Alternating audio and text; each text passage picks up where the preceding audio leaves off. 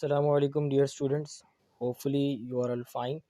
So, dear students, today's topic is class 10th physics, most important MCQs of chapter number 10, simple harmonic motion and waves.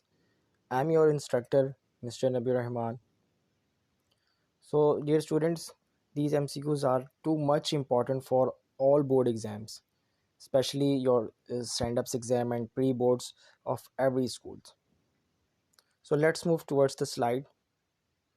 The first question: due to dash, the mass doesn't stop at the mean position but continue its motion. Option 1 restoring force, option B inertia, option C reactional force and option D gravitational force.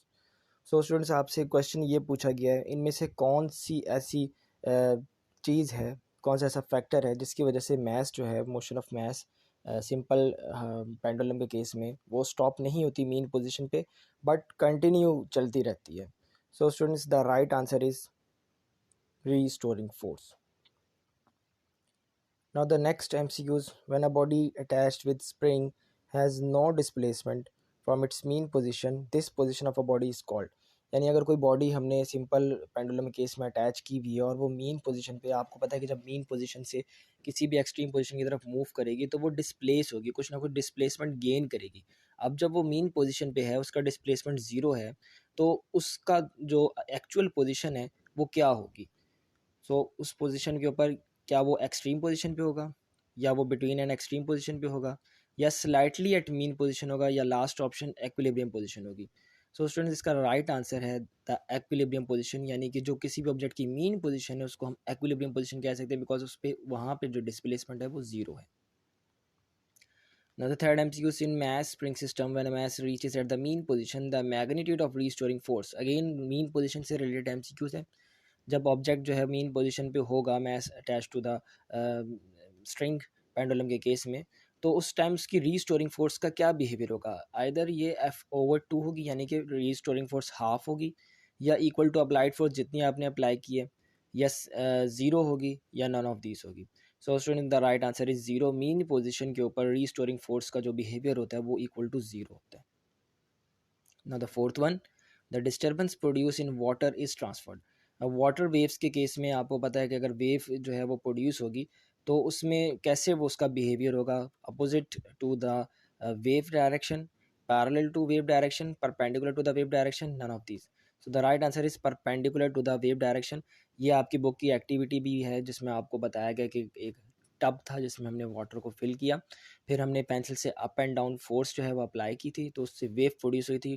और उस wave जो produce हुई थी, अगर हमने उसके रास्ते में, उसके पाथ में अगर हम पीस ऑफ पेपर रखें या कॉर्क रखें तो वो आगे की तरफ मूव नहीं करता बल्कि अप एंड डाउन मूव करेगा, यानी कि perpendicular to the wave direction. Wave आगे को मूव कर जाएगी, वेयर एज जो पीस ऑफ कॉर्क है वो up and down motion show करेगा. Fifth MCQs: the action of restore under the action of restoring force and in absence of any friction, vibratory motion of an ideal system. यानी कि अब हम suppose करते हैं कि हमारे पास एक आइडियल सिस्टम है. आइडियल सिस्टम क्या होता है? जिसके अंदर रीस्टोरिंग फोर्स जो है वो नहीं होगी और ना ही जो है उसमें आप कह लें कि फ्रिक्शन कोई इन्वॉल्व होगी. तो क्या ऑब्जेक्ट अपनी मोशन स्टॉप कर देगा, या उसकी ऑप्शन ग्रेजुअली मिनिमम हो जाएगी, या उसकी ऑप्शन कंटिन्यूस रहेगी यानी हमेशा ही चलता रहेगा, या मैक्सिमम हो जाएगी. सो the right answer is continuous. जब भी आपके पास किसी भी किस्म की फ्रिक्शन जो है वो सिस्टम में इन्वॉल्व नहीं होगी तो ऑब्जेक्ट आपका आइडियल सिस्टम को ओबे करेगा, और आइडियल सिस्टम में मोशन हमेशा कॉन्टिन्यूस रहती है, वो कभी भी डिक्रीज नहीं होती, या आप कह लें इसमें डैम्पिंग नहीं होती. Sixth MCQs: in longitudinal waves the particle of the medium move along the direction of propagation of wave. किस डायरेक्शन में लॉन्गिट्यूडनल वेव्स में जो है वो पार्टिकल्स की डायरेक्शन होती है? Back and forth, up and down, in straight line, या all of these. So the most accurate option is back and forth. Longitudinal waves की डेफिनेशन ही यही है जिसमें वेव की डायरेक्शन भी पैरेलल है और पार्टिकल्स की डायरेक्शन भी पैरेलल है, यानी कि दोनों बैक एंड फोर्थ आगे पीछे मूव कर रहे होते हैं. Seventh MCQs: longitudinal waves moves faster in. इनमें से कौन सा ऐसा मीडियम है, कौन सी ऐसी स्टेट ऑफ मैटर है जिसके अंदर जो है लॉन्गिट्यूडनल वेव्स ने फास्टली ट्रैवल करना है? So plasma, liquid, solid, gases. तो right answer is solids. So student solid के केस में आपको पता है कि एटॉमिक स्ट्रक्चर इस तरह का होता है जिसमें एटम्स एंड मॉलिक्यूल्स जो है वो क्लोजली पैक्ड होते हैं, और एक दूसरे को ईजिली जो है वाइब्रेशनल काइनेटिक एनर्जी ट्रांसफ़र कर देते हैं, जिससे वेव्स का जो ट्रांसफेरिंग पाथ है वो बड़ा फास्ट रहता है। 8th MCQs. In ripple tank, during reflection of waves, the angle of incidence and angle of refraction are. Ripple tank के केस में हमने जो है वो देखा था कि रिफ्लेक्शन भी कॉज होती है, रिफ्रैक्शन भी होती है, डाइफ्रैक्शन भी होती है। सो रिफ्लेक्शन के केस में वो आपसे पूछ रहे हैं कि एंगल ऑफ इंसिडेंस और एंगल ऑफ रिफ्लेक्शन में क्या रेशो होगी।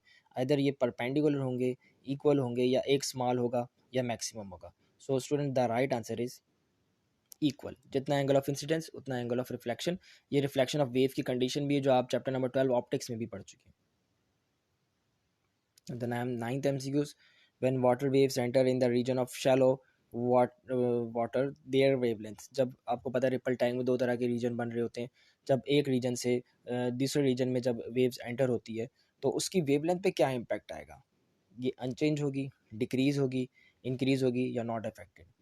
सो student the right answer is decreases. Obviously जो है वेवलेंथ डिक्रीज होगी क्योंकि उसका पाथ चेंज हो रहा है, मीडियम की डेंसिटी में फ़र्क पड़ रहा है, तो ऑब्वियसली जो वेवलेंथ है वो डिक्रीज कर जाएगी।